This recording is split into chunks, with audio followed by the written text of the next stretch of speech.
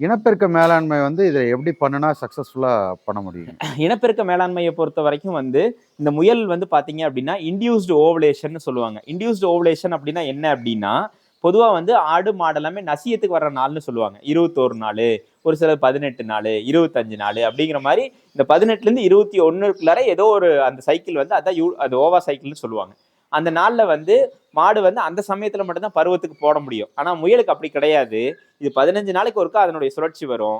ஆனா அதுக்கு முன்னாடி வந்து இன்டியூஸ்ட் அப்படின்னா ஆண் வந்து மேல தாண்டிருச்சு அப்படின்னாவே அது கருமுட்டையை விட்டுரும். அப்ப வந்து இனப்பெருக்க மேலாண்மை இது வந்து நான் ஒரு சாதகமா பாக்குறேன். இது எங்கெங்கெல்லாம் சாதகம் அப்படின்னா, நீங்க வருஷம் முழுக்கவே வந்து எப்பவுமே வந்து சீரான ஒரு ப்ரொடக்ஷன் உங்களால எடுத்துட்டு வர முடியும். இப்ப 10 ஆடு வச்சிருக்கிறீங்க. 10 ஆடு வந்து ஒரு ஆடு நசியத்துக்கு வந்துருச்சுன்னு வைங்களேன், எல்லாமே படப்படன்னு வந்துரும். அப்ப எல்லாருமே வந்துருச்சு அப்படின்னா திருப்பி இன்னொரு 1 மாசம் வந்து அந்த ஆடுகளை வச்சு நீங்க காத்திருக்கணும். நீங்க இல்ல நான் எப்ப எனக்கு சீரான ஒரு குட்டியை ஒரு மாசம் ஒரு 50 குட்டி சீரா கொடுக்கணும் அப்படின்னு நினைச்சீங்கன்னா, இதுக்கு வந்து இந்த இன்டியூஸ்டு ஓவலேஷன் அப்படிங்கிறது ஒரு சாதகமான ஒரு விஷயம் முயல்கிட்ட இருக்கிறது. அது கண்டிப்பா வந்து நமக்கு ஏற்புடைய ஒரு விஷயமா இருக்கு.